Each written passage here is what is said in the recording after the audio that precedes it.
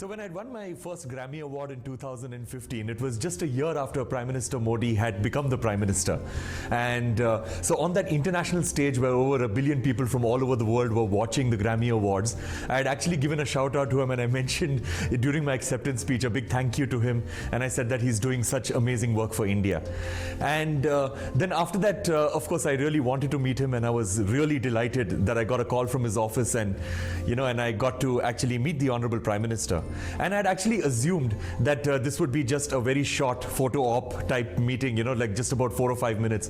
But it actually went on to becoming an hour-long discussion. So it was a great experience, and of course he inspired me during that meeting to ensure that every piece of music that I make is about what I'm passionate about, which is the environment and positive social impact.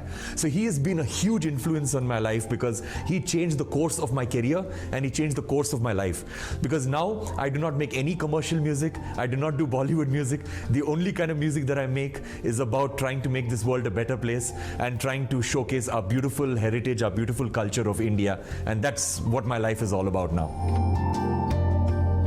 He realized that my passion is the environment, and of course I realized that his huge passion is the environment and nature and protecting and conserving all species.